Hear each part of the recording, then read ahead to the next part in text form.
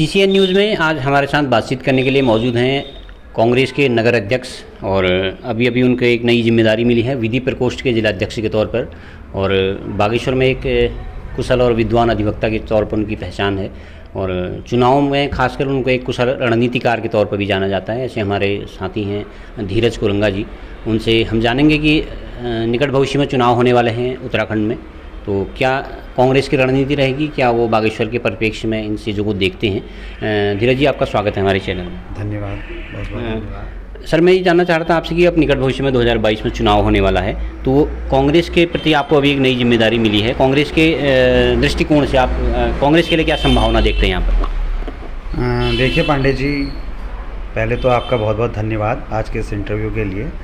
देखिए 2022 का जो चुनाव है, 2022 का चुनाव वास्तव में कांग्रेस के लिए बहुत महत्वपूर्ण है, क्योंकि एक तीसरी पार्टी का भी धीरे धीरे यहाँ पर उदय हो रहा है। तो कांग्रेस के सारे कार्यकर्ताओं को जी जान से जुट के इस चुनाव को लड़ना है।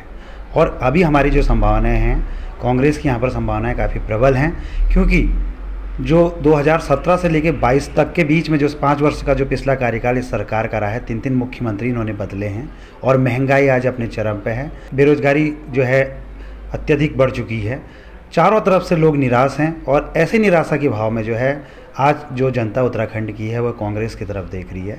तो जो कांग्रेस के हरीश रावत जी का कार्यकाल रहा, आज जनता जो है उससे तुलना कर रही है और निसंदेह रूप से यहाँ पर कांग्रेस की वापसी है, ऐसा हम सबका विश्वास है। अच्छा, आपने कहा कि कांग्रेस की वापसी हो सकती है, तो बागेश्वर के परिप्रेक्ष्य में क्या कहना चाहेंगे? यहाँ पर थोड़ा संगठन की कमजोरी मानी जाती है, संगठन कमज़ोर है, अंदरूनी खींचतान है, अंदरूनी कलह के भी आरोप लगते हैं, तो यहाँ बागेश्वर के परिप्रेक्ष्य में, जिले के परिप्रेक्ष्य में क्या कहना चाहेंगे? देखिए पांडे जी, मैं कहता हूँ कि कांग्रेस में जो है एक लोकतंत्र थोड़ा सा ज़्यादा है, खींचतान हर पार्टी में होती है, भारतीय जनता पार्टी में भी है, लेकिन वो खींचतान उनकी जो है बाहर नहीं आ पाती है, जबकि कांग्रेस में जो है ज़्यादा लोकतांत्रिक तरीके से लोग अपने विचारों को रख सकते हैं। हाँ, थोड़ा सा बीच में संगठन कमज़ोर हुआ था, लेकिन उसके बाद जब हमारे नए प्रभारी श्रीमान देवेंद्र यादव जी यहाँ पर आए और उसके बाद चुनाव अभियान समिति की जो कमान जो है माननीय हरीश रावत को मिली है और गणेश गोदियाल जी के रूप में हमें नया अध्यक्ष मिला है, और उससे पहले भी जो कार्यक्रम प्रीतम सिंह जी के उसमें चल रहे थे, उसके बाद कांग्रेस के संगठन में एक अभूतपूर्व तेजी आई है। थोड़ा सा खींचतान यहाँ पर जो बागेश्वर विधानसभा की बात होती है, वास्तव में बागेश्वर विधानसभा में थोड़े दावेदार हैं और दावेदार होना कोई गलत बात भी नहीं है। तो दावेदारों की संख्या अगर होती है तो ये पार्टी के लोकतंत्र को दर्शाती है।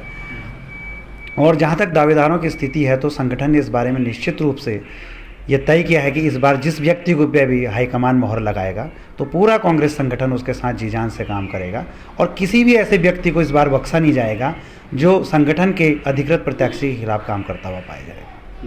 अच्छा, इस बीच आपके प्रदेश अध्यक्ष जी का एक बयान था कि हमने कुछ टिकट यहाँ पर फाइनल कर लिए, टिकट तो नहीं कहा जा सकता, मतलब नाम फाइनल कर लिए हैं जो संभावित की है, तो उसमें एक बागेश्वर के कपकोट विधानसभा से ललित फरसवाण जी का नाम आज मीडिया में आया हुआ है, तो क्या कहना चाहेंगे सर इस बारे में? हाँ, आज की न्यूज़ में ये मैंने भी देखा था पांडे जी, और वैसे भी जो 37 नाम वहाँ पर न्यूज़पेपर के माध्यम से जो हमें मिले हैं, निसंदेह रूप से वो ऐसे नाम हैं जिनको वास्तविक रूप से, जहाँ तक मेरी संभावना है कि टिकट मिलेगा ही मिलेगा, उसी परिप्रेक्ष्य में उनका ये बयान आया भी है।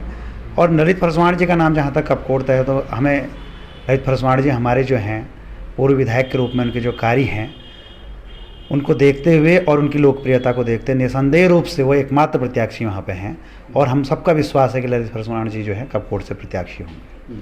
अच्छा, लेकिन बागेश्वर का नाम उन्होंने फाइनल नहीं करा, तो ऐसे में ये भी जा रहा है कि अंतरकलह है यहाँ पर, क्या कहेंगे? ना, अंतरकलह जैसी स्थिति तो नहीं है, परंतु ये जरूर है कि दावेदार ज़्यादा, यहाँ पर दावेदार ज़्यादा हैं और पिछली विधानसभा में थोड़ा सा कांग्रेस का प्रदर्शन थोड़ा सा कमज़ोर रहा है, तो दावेदार ज़्यादा हैं और 3 मजबूत दावेदार अभी उभर के आए हुए हैं और उसके अतिरिक्त भी अन्य दावेदार हैं। और पार्टी में आजकल जो है न्याय पंचायत स्तर में मीटिंग हो रही है, कई जगह मीटिंग हो रही है, उसके बाद प्रत्येक प्रत्याशी जो है अपना नाम जो है संगठन को सौंपेगा और संगठन में जो है स्थानीय संगठन से भी और जिले के संगठन स्तर से भी जो नाम जाएगा, और निसंदेह रूप से हाईकमान ऐसे व्यक्ति को टिकट देगा, हमें पूरा विश्वास है, जिसके हम जो है 15 साल के इस वनवास को इस बागेश्वर विधानसभा से तोड़ सकें। अच्छा, कपकोट के जो संभावित प्रत्याशी बताए जा रहे हैं एडवोकेट ललित फरसवाण जी, उनके बारे में एक हमेशा एक विपक्षी दलों द्वारा आरोप लगता है कि वो बाहरी कैंडिडेट हैं, हालांकि वो यहीं बागेश्वर के रहने वाले हैं, लेकिन कपकोट के लिए वो उनके पर ये आरोप लगता है, क्या कहना चाहेंगे आप? देखिए, मैं तो ये कहता हूँ कि राजनीति में ऐसे भावनात्मक आरोप तभी लगाए जाते हैं जबकि सामने वाला प्रत्याशी बहुत मजबूत होता है। निसंदेह रूप से पिछले चुनाव हारने के बावजूद भी ललित फर्सवाण जी का उस क्षेत्र से जो निरंतर रात दिन संपर्क बना रहा, लोगों के सुख दुख में ललित फर्सवाण जी रहे। आप अपने किसी भी कार्यक्रम में देखिए, आप न्यूज़पेपर्स देखिए, अपने चैनल पे ही आप देखिए, लोगों की समस्याओं को देखिए, लोगों के बीच उनकी जो है आवागमन को देखिए। कल ही वो जो है पिंडर घाटी के भ्रमण में थे। तो ललित फर्सवाण जी जितना समय उन्होंने कपकोट विधानसभा के लोगों के सुख दुख को दिया है, तो ऐसा कहना तो बात बेईमानी है कि ललित फर्सवाण जी बाहर के हैं। और जो व्यक्ति ऐसे आरोप लगा रहे हैं वास्तव में कहीं ना कहीं ललित फर्सवाण से डरे हुए हैं। और मैं आपको एक चीज़ और बताना चाहता हूँ इस चैनल के माध्यम से लोगों को कि ललित फर्सवाण जी का जो है कपकोट से दूध का रिश्ता है। ललित फर्सवाण जी की जो माता जी हैं वो कपकोट विधानसभा के बड़े क्षेत्र की जो है कोरंगाओं की बेटी है। कोरंगा जो है एक मजबूत कम्युनिटी कपकोट विधानसभा की है। तो ऐसा कहना कि ललित फर्सवाण जी बाहर की हैं, ये बिल्कुल निरर्थक बात है। ललित फर्सवाण जी वास्तव में मैं तो कहना चाहता हूं कि उन्होंने जो भी विकास कार्य कपकोट विधानसभा में किए हैं, उन्होंने वास्तव में जो है अपने दूध का कर्ज अदा किया है।